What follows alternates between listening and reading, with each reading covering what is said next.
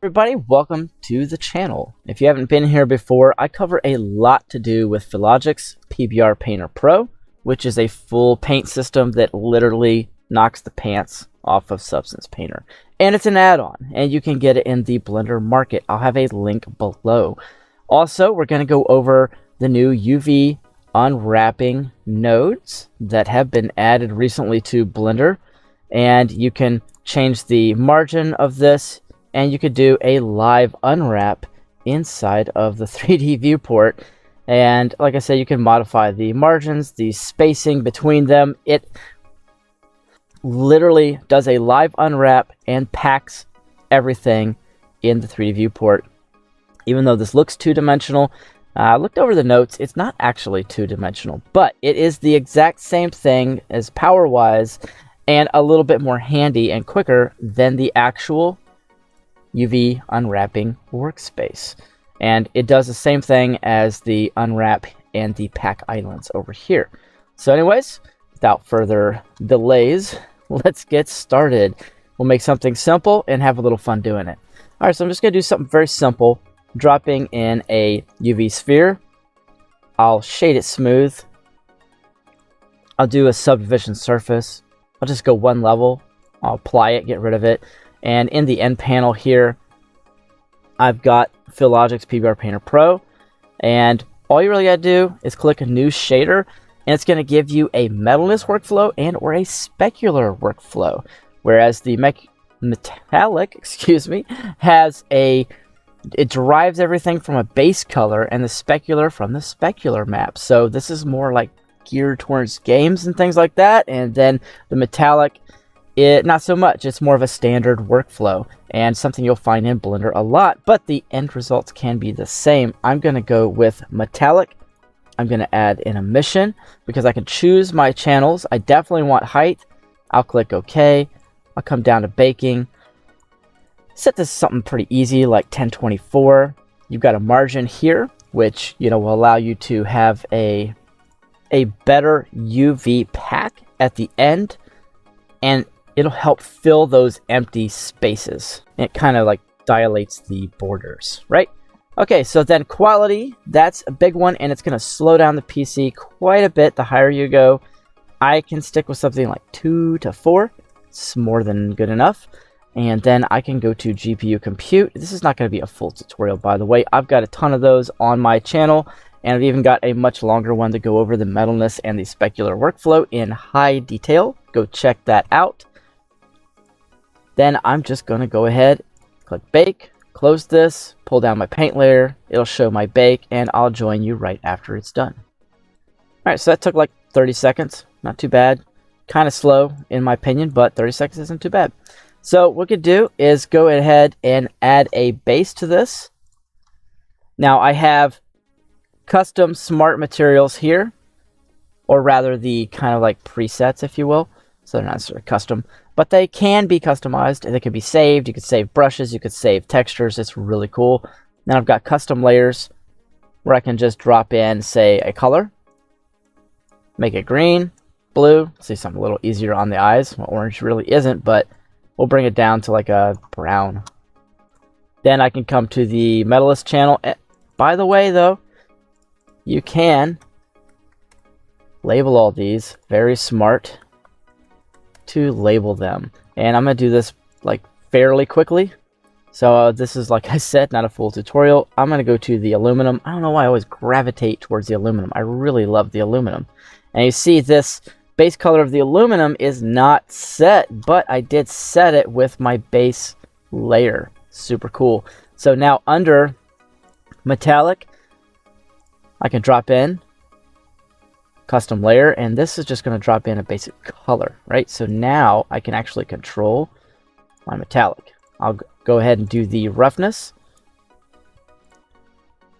and it gives you an opacity slider, which is pretty useful. And then you have the mix factor up here, which is also, if you know anything about mixed nodes, you've got all the options. It's super cool. So back to the base real quick. Just going to drop this in. I'm going to drop in a paint layer. This is one of the most powerful things you can do. I'm going to drop the parameter of opacity to 0 for just a moment. I'll just pull up a plain setup here and hit OK. and nothing changed, right? So I'll go to paint layer, click paint, and I could just grab any brush I want. I could maybe stitch something, change the color to like, let's just keep it nice and bright. Actually, yellow and orange kind of go together nice. Oh my goodness, I don't see anything. Well, where is it? Okay, let me bring my opacity up just a little bit. Oh, what happened here? I didn't want a line. Let's go back here. Let's see, what did I do? I've got the seam, paint, yellow, because that's the color I want. There we go. And I'm using this mouse, right? So it's just, I'm hitting the back of the pad. You can see right where I hit the back of the ergonomic correction, if you will. All right, so here's like one of the coolest things and my favorite thing to do. Let's add a custom layer. I'll make it a paint layer, and like I said, I go through all these different things. This says add image layer. It's all highlighted just like the regular Blender interface. So I'll come down to new, and I went to the color scheme here, or rather the slider. I haven't had enough coffee today, but everything's zeroed out. So I went and hit OK, and now go to paint panel, pick up a brush like seams, click paint, select yellow, which I already did. So I like to pre-practice this stuff so I don't look crazy. And I can just paint anything I want. Don't have to change the color of the surface, but I can change the opacity. I can also change the mix node here as well and do some different things. I can anchor this to a height channel, come to that height channel, call that height channel an anchor, and grab that color and give it some height information. And this is actually a beta copy, which is going to be the main copy. Really nothing's going to change in this, except it'll be accessible because I collaborate with the creator of this. So anyways, I'm just going to make like a little road, if you will, real quick. Let's see, do I have this front facing view? No, I've got this funny angle here. So anyways, I'm just going to make the brush a little smaller. And I'm going to make this terrible road. But I got a mouse, guys. Forgive me. I have a mouse. Forgive me. All right, so we've got this set up here. And let's see, did I not click finish on my base layer? I did not click finish, so I have to do that. But since I'm here, I'm going to add some cracks to this because I always do. In every video, you just have to get used to it. Looks like it's going to have to be blue or something. Anyways, gosh, that's cool, man. I love doing that. And I can make smaller cracks. Anyways, there we go. Click finish, done. Now what I want to do is I'm going to jump over to geometry nodes. I hate this workspace. I'm just going to do it over here. I'll do a horizontal split. We'll call it geometry nodes editor. And I've got one blurry contact working against me here, guys, too. So I got a mouse and I got a blurry contact, so just bear with me. I'm going to click new. Super easy to set up. What we're going to do is we're going to split edges.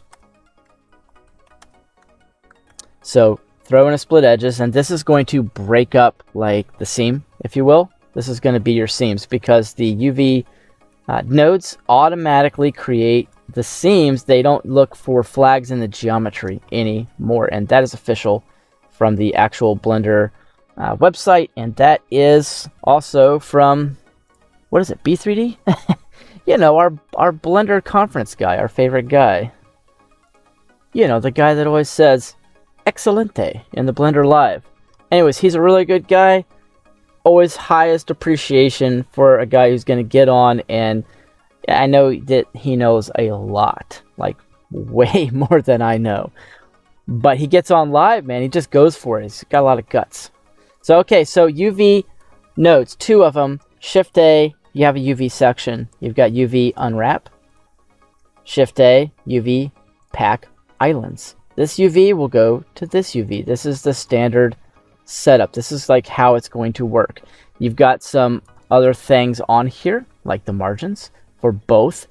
You've got to rotate, fill holes, and seams if you're choosing to do some of that. And you've got some fields selections as well. So you can make some individual selections and build and expand on your UV islands.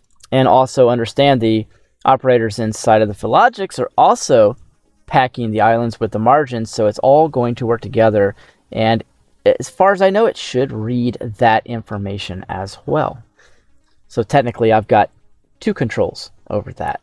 If I'm using Philogix PBR Painter Pro, and then the UV unwrap and the UV pack islands. Okay, so what we're going to want is definitely a transform node, because we're going to want to move this thing. So let me grab the transform. I'm going to close my right eye and just do this whole tutorial, because contact is about to jump. All right, so let's get a little more space. I like it when everybody can like see what I'm doing. You don't need to see the viewport as much as you need to see the nodes right now. All right, so we're going to clean all this stuff up, and I'll shift right slash here and kind of bring this up. I like a clean setup. It doesn't have to be perfect, but it needs to be clean. All right, so there's a couple things you can do, and I saw somebody do this as a controlling function. So we'll drop in a mix RGB, and I think this is absolutely brilliant. I didn't come up with this, but I'm going to show you. And yeah, you can scale nodes in the 3D view here, excuse me, in the geometry nodes editor. Why you can scale them, I don't know, but I mean, it kind of was helpful right there. So now what you'll need is a vector math node, and you drop this one in, and you can go from UV to vector. So we can build these vectors and fields. And now the mix node should read the information, because you're just looking for 3 separate positions, right? So we need positions, and the vectors are 3 positions, an X, a Y, and a Z. So what we can do is, I'll take this vector and plug it into color 1. I'll pull out color 2, and I'm going to tell this it's a position also with the position node. Now I want this, which is a field's output. Technically it's an input, but an output, but all of these are circular, so that's really not going to work for me. So I'll control right slash this. Let's move it to the side. I want to treat it poorly, and I'm going to put in a set position node. And now I can alt right click and then alt right click here. Now, if you don't have that set up, Node Wrangler does that. And if you're just catching up or just learning geometry nodes, it's super fun and super powerful. So you come over to the add-ons, and you would just type in node. You have node arrange, presets, and Node Wrangler. Other than just those little slashes, you have an end panel down here as well. And you've got the Node Wrangler here. I have Blender Kit in here. And I have the arrange, and there's some other things you can do with it. But just for now, I now have a fields input. So I will drop this into the position, and now we have a reaction here. And it looks like a big jumbled up mess. It looks like we may have messed something up, but we didn't. So you have 2 types of nodes in geometry nodes. You have data flow nodes, which are denoted by geometry inputs and outputs, and you have fields. Fields have the diamonds, and I know this one has diamonds, but it has the geometry, so it's a data flow node that can take fields, because fields have to go somewhere. And so fields are like if this group input is my sphere, I'm telling the sphere to split its edges, and I'm telling it a location in the 3D space and set position, but I'm setting the position of the vectors, which are 3 points, which is why this is split up. And I have a position node, which I don't know enough about, but I will absolutely tell you that this is moving, like the set position is, this data flow is going from left to right. This set position is going from right to left to get all this other information, and these are all sets of instructions. And so technically I kind of think that UV nodes are more like operators, but they are also instructions, and they're telling the geometry what to do. And now with this factor slider on the mix RGB, you have the ability to control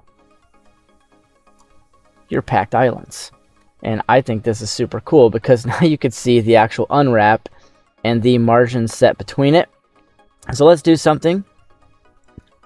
Let's take our group input, and I'm going to pull a few things out. I'm going to take out the factor first. This is going to look better.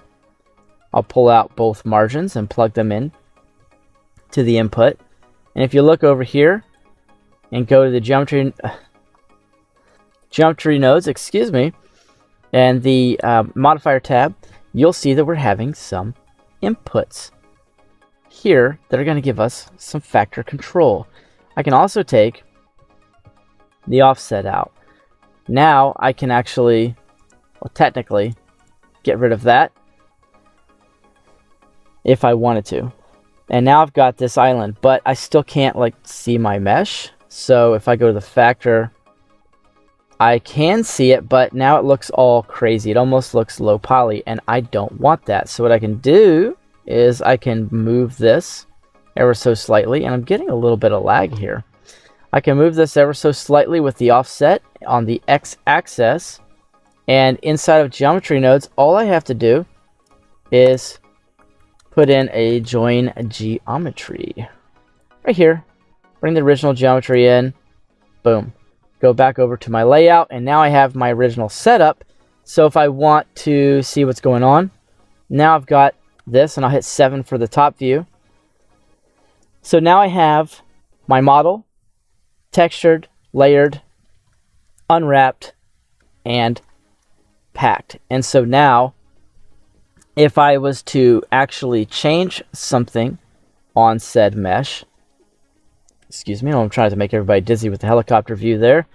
Let me see. I'll bring this over to like 1, so it's very close. And now if I scale this down and apply said scale, or rather, let me do this, because I think this is how it's going to work a little better. So if I move this out, I'm changing the UVs, and you can see those changing live. So if there's any helicopter view, if there's anything that changes, it's live updated, which is the power of geometry nodes. And the more complex the model, the better, actually. So real quick, we'll just kind of fiddle with the margin control. That's nice. Okay, so what you can do also, I'll go back to geometry nodes in my least desired workspace. And I'll cut and sever, right slashing all of this. And it does seem to be a little glitch, like a little ghost. I'm not sure that that's supposed to be there. But let's see, is it still editable?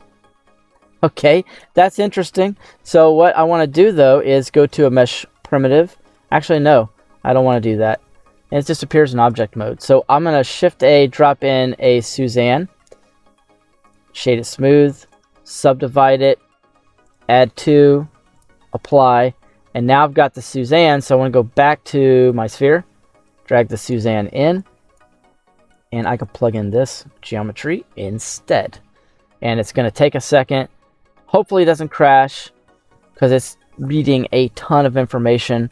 So you may not want to subdivide this on a slower PC, but I do have an Nvidia 3060, and it is a beast, especially when I put it in turbo mode for the fans. And you can see we actually unwrapped this mesh very nicely. So now, inside the scene, if I wish, I just copy this and like Control V, I can select all this and hit, I think, Control C. And now if I wanted to like drop in, oh, I don't know, a cube, add a new geometry nodes, hit Control V, boom, my whole node group is now there. So what I can do here is, you know, and I haven't done enough investigation to know if it matters or not. But I think it's better just to keep that original geometry. Unfortunately, I didn't turn this off, so don't do that. Definitely crash your computer. I did not turn off the Suzanne. I didn't take the object info node off of there. So I was plugging this, and you see we get a live unwrap for this as well, and I should be able to mess with the factor here and kind of play with that. So then you can change the margin. Just gives you a better idea, I think, with the low poly, like the blocks here. You know, you can kind of see what's going on a little bit better. And they say that's a little glitchy, but I don't think so. I think it just doesn't have enough geometry to work. I don't believe that's a glitch. But you can see if I change the margins for the pack island here, the effect it has. And I won't really do that because it's like a lot of delays with the Suzanne model. And it seems to have actually kind of laid them out like the particle system unwraps when you're doing the projection, you know, for the emitters, and you want the smaller, better leaves to be on the end of the vine and the older ones to be towards the center of the vine and or the root, and it like auto scales them out in order. So that's really neat. So I think it's a very neat UV island pack. Looks good. And like I said, if you were to like jump into edit mode, you could, you know, change all kind of stuff here and get a live unwrap. I, however, am not going to do any more of that because it is lagging out. But it's powerful. I really like it. So if you were to go over here, like I said, you can pull all these factors out. You can name them if you want. You can go back in and say, go to geometry nodes, and let's just say this, you can hit, I think it's F2, and you could add a label to this, and you can call this like collapse, whatever you want. I don't care what it says, as long as it actually works and I know what's going on with it. And I may put collapse 2D in there. Alright, so go ahead and remove my Suzanne and go back to my original. Alright, so I went ahead and kind of cleaned this up a little bit, got rid of the nodes I don't need or want in there. And now this UV unwrap would be really handy not to build that every single time you open up Blender and you want to unwrap something. It'd be a lot nicer if you could just append it in. So let's go ahead and do that.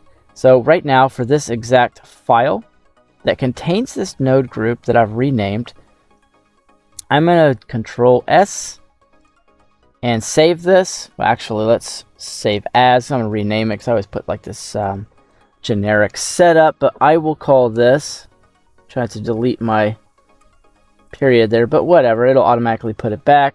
I'll call this UV 1.0 dot blend and save that. I'm saving it in my asset pack folder, but just save it somewhere where you can find it. So now if I was to come over and let's just click a new general thing here, I'll put in a UV sphere because that one was really kind of cool. I'll go over to Geometry Nodes Workspace, or rather I'll just create my own. And I will click New. And now what we're going to do is we're going to go in and find that blend file through the append function. So what we're going to do is append with that little paperclip piece there. And I'll go to my asset pack, and I'm now going to look for UV 1.0.blend. And if I click on that, you'll see it literally has everything, the brushes, everything that was used in that scene. But you'll notice we have node tree. So if you double click on node tree, you'll see we have a bunch of different things in here, and the pick shader and everything else. Now I've got a bunch of stuff in here and I don't actually see the name, and that's okay because I know the generic name for that is node group. So I'll just double click node group. Now nothing happened, right? So what we have to do is hit Shift A, come to group, and now I have node group. So I'll select node group, and well, here we go. This has my factor, my margin, my offset, my margin, and my offset. So I'll just drop that in, and let's see if it works. And does it pop up over here? No, it didn't pop up, but I could fix that. So I'll take the top view, and let's see if there's any magic here. Voila. There's our UV unwrap. And then if I wanted to put in a join geometry, bring back the original, do the offset just like before, and now I can append that in to any scene anytime I want to. and it makes it pretty easy. And just for the fun of it, just going to add a color, and you can see how it's going to update it. I'm in the material preview so you can see all that. And that about concludes it. This tutorial is getting kind of long, so I'm actually going to do my geometry nodes modeling in the next tutorial, and it's going to be fun because I'm going to make something from Star Wars. Anyways, I'll be working on that. You guys just smash that subscribe, smash that like, really helps the channel. And if you are interested in Philogix PBR Painter Pro, it supports the Blender market, and I do donate for every purchase to the Blender Foundation, because that's what we got to do, man. We got to build this thing up. And I also have my own tutorial for Philogix PBR Painter Pro version 2.0 to 3.1, depending on which version of Blender you're using. I got something for everybody. There's a lot of things in here I don't cover in my regular tutorials, and you can come check that out. And I really appreciate you guys for watching. Have a blessed day. See you in the next tutorial lesson.